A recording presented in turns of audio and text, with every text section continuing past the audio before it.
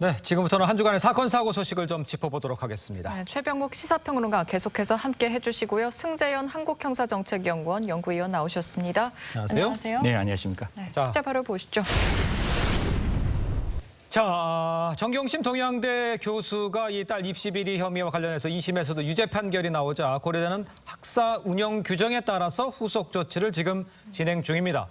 조국 전 장관 딸의 입학 취소를 검토하고 있다고 하는 건데 학교에서는 어떤 점을 지금 보고 있는 겁니까? 뭐 사실 이제 이 부분을 좀 먼저 팩트를 좀 정확하게 이제 정리를 하고 사건으로 좀 들어가면 사실 그 조국 전 장관의 딸이 고려대학교를 입학한 거는 2009년이에요. 예. 2009년이기 때문에 업무방해죄 공소시효가 이제 5년 이하의 징역이니까 이게 7년이거든요. 10년 이하의 징역, 10년 미만은 7년이니까. 그럼 네. 2009년에 입학을 했다면 7년을 다 더해도 2016년 정도에 이게 이제 완성이 되다 보니까 사실 고려대학교에 관련된 부분은 검찰에서 기소도 하지 않고 재판부 판결문에도 나오지 않습니다.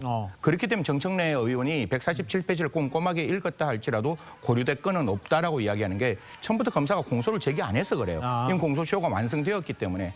그래서 이제 이런 부분이 있고 국민들께서 워낙 이 재판을 하다 보면 많은 어떤 정보들이 들어왔는데 분명히 제가 오기 전에 1심 판결문 500쪽짜리를 다시 한 번 더 보고 들어왔는데 그 당시에 고려대학교에서 A라는 교수님이 정인으로 출석을 해서 분명히 내가 그 조국 전 장관의 딸이 A, B, C, D라는 서류가 제출된 거를 나는 분명히 기억한다라고 이야기를 했어요. 네. 하고 그 다음 날 그 조국 전 장관이 SNS에 이거는 위정이다, 거짓말이다라고 해서 좀 굉장히 재판부의 입장에서는 조금 불편했고 정인이 나왔는데 그걸 당장 다음 날 SNS에 위정이라고 말하면 안 되어서 그 다음 재판 기일에서 아마 재판부에서 그 변호인들에게 조금 조심해라, 조금 이 재판에 집중해달라 이런 이야기가 나왔습니다. 그럼 결론적으로 네.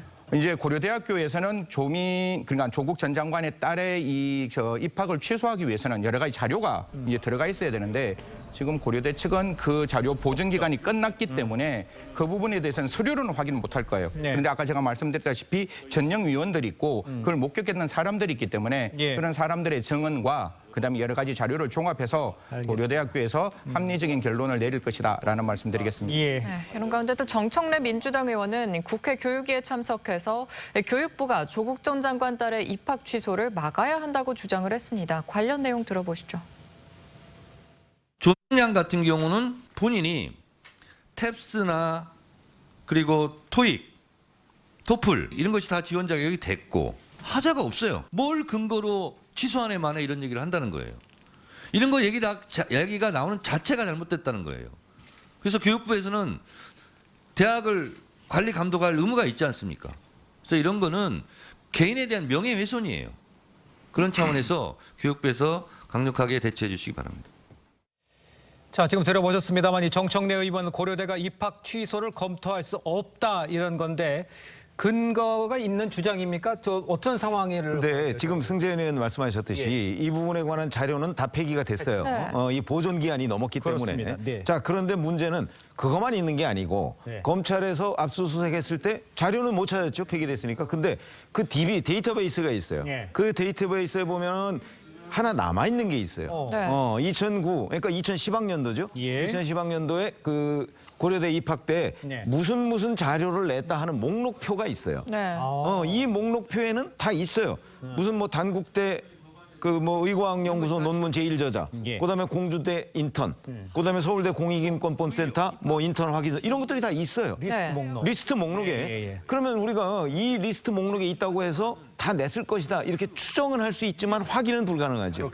이런 점이 이제 좀 논란의 소지가 있는 것은 맞아요. 그거는. 그리고 그거는 검찰에서 기소도 하지 않았기 때문에 정청래 의원 말대로 없어요. 그 공소장에 보면은. 근데 없다고 해서 고려대가 그러면 이걸 검토 안 해야 되느냐? 그것도 아니거든요. 왜냐하면 당시 모집 요강에 보면 낸 자료 중에 뭐 허위라든지 뭐 가짜 이런 것들이 있으면 입학을 취소할 수 있게 돼 있습니다. 그렇죠. 그러니까 이 규정에 따라서 지금 고려대가 이 DB에 나온 것 근데 이거는 이제 하나의 증거고 그렇겠죠. 이거 말고 아까 말씀하셨듯이 바로 당시 전형 의원들이 있을 거 아니겠습니까?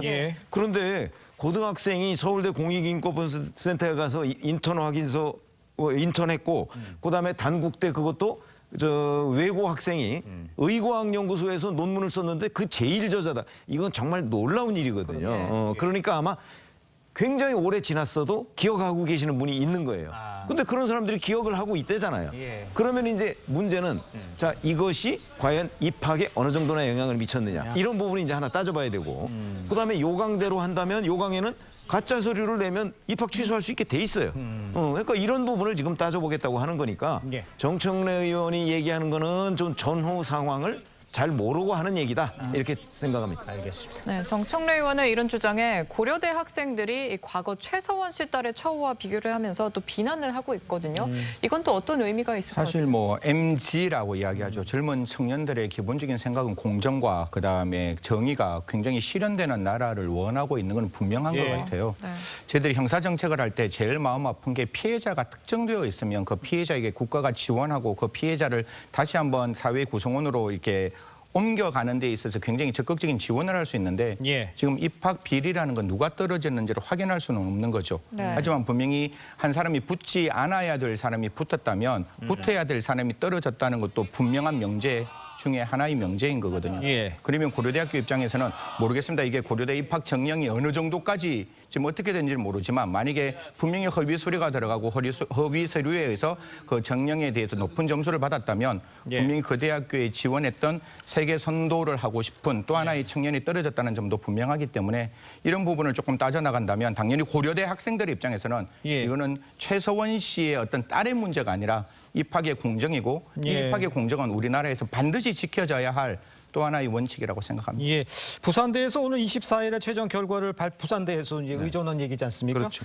어떤 영향을 미칠 거라고 예상을 할 수가 있을까요? 그러니까 부산대 의전원의 경우에는 고려대하고 조금 달라요. 네. 그건 왜 그러냐면 정경심 교수의 1심 판결문에 보면 아주 상세하게 구체적인 내용들이 들어가 있어요. 네. 거기 보면 심지어 전형 의원들의 코멘트, 증언도 나와 있어요. 법정에 나와서 한 증언입니다. 예. 그런 것들이 무려 3사람이 있어요. 네. 그런데 그 3사람들의 증언에 따르면 이런 것들, 뭐 동양대 총장 표창장 같은 거, 특히 거기에서 이제 그게 문제가 되는데 이게 다른 그 학생들은요, 지원자들은 그 란이 거의 비어 있다는 거 아니겠습니까? 왜냐하면 총장 표창장이나 뭐 이런 것들을 받기가 쉽지가 않아요. 그래서 그런 것들이 인성 영역이나 뭐 지성 영역이나 면접이나 이런 데에 상당한 영향을 미칠 수밖에 없다.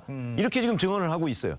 그렇다면 조국 전 장관 딸은 그 부산대 의전원을 합격한 것에서 동양대 총장 표창장 이게 위조된 것으로 결론이 났지 않습니까? 예. 이 부분이 상당한 영향을 미쳤을 것이다. 예. 라고 보고 거기도 똑같이 그 요강에도 가짜 서류 같은 걸 내면 입학을 취소할 수 있도록 돼 있거든요. 네. 그래서 고려대보다는 부산대 의전원이 훨씬 더 명확하게 그 규정이 돼 있다 이렇게 생각합니다. 하나만 딱 말씀드리면 예. 고대가 취소되면 당연히 부산대 의전원이 취소되니까 그 의사면허가 없어지는 건 이건 물론 해석이 될 수 있는데 네. 제가 이 부분에 대해 좀 곰곰이 고민을 찾아봤는데 예.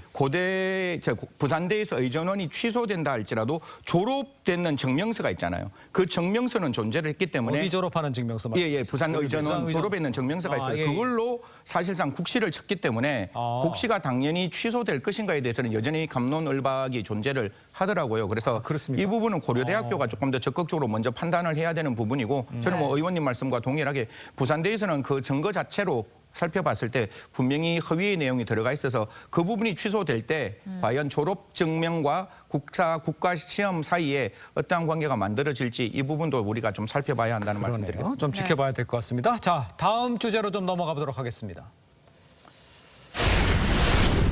자, 지난 9일 이 사자 명예훼손 혐의로 이 항소심 재판에 참석을 했던 전도환 씨가 몰라보게 수척해진 모습을 좀 보도록 볼 수가 있었습니다. 그래서 야, 이거 대역이 아니냐 이런 말이 나올 정도였는데 몇 달 사이 갑자기 야인 이유가 이게 암 때문이었다는 보도가 나왔어요. 네, 뭐 저도 제일 처음에 봤을 때 진짜 어떻게 사람이 이렇게 달라질 수가 있지? 이게 사실 그러니까요. 뭐 우리 언론에서 이야기했다시피 혹시 대역 아니야? 라는 측면도 있었는데 그만큼 그러니까 몸이 조성해지는데요? 수척해진 게 아마 맞는 것 같아요. 네. 그 몸이 수척해진 이유는 그 병원에서 확인했는데 혈압암의 일종인 다발성 골수종 진단을 받았다라고 예. 합니다. 그래서 이런 혈액암 때문에 굉장히 많은 어떤 그 조사를 실험을 했고 그 실험 결과를 통해서 결국 암이라는 게 확인되었다 이렇게 언론에서 나왔습니다. 그렇군요. 지난 9일 재판을 받을 당시 사실 많이 힘들었다고 했는데 고령이라서 항암 치료가 좀 어려워서 좀 좀 대응 치료를 좀 힘들어한다고 들었거든요. 그렇게 되기 왜 그러냐면 이제 현재 1931년생입니다. 그러니까 지금 만 90세라고 볼 수가 있죠. 예. 그럴 경우에는 대개 이제 그 암의 진행이 다른 젊은 사람들보다는 좀 느려요. 그리고 워낙 연세가 많기 때문에 저런 상태에서는 항암 치료를 견디기가 쉽지가 않아요. 그렇겠죠. 그러니까 진행은 느린데 항암 치료를 굳이 할 이유가 있는가? 뭐 이런 이제 의학적 판단이 반드시 있어야 돼요. 예. 그런 차원에서 본다면 현재는 그냥 뭐 대증요법 정도로만 그 치료를 하고 있다고 해요. 네. 그러니까 항암 치료를 안 하는 거죠. 근데 이 상태에서 그 뭐 상당 기간 또 이 생명 유지는 가능하다고 하니까 아하. 아마 그런 부분이 이제 의학적으로 대응할 부분이 아닌가 이렇게 생각이 예, 됩니다. 그렇군요. 자, 근데 이제 전두환 씨 연희동 자택 가운데 이제 별채를 소유하고 있는 며느리가 검찰의 자택 압류에 반발해서 소송을 제기했다가 항소심에서도 패했잖아요.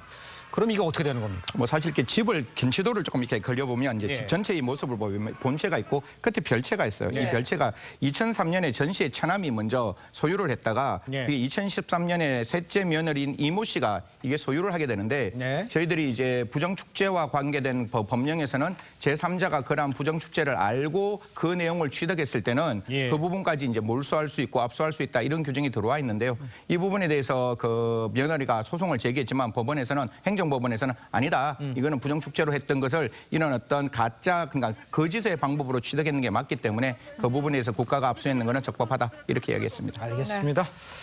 자, 두 분과는 여기서 인사 나누겠습니다. 고맙습니다. 감사합니다. 감사합니다.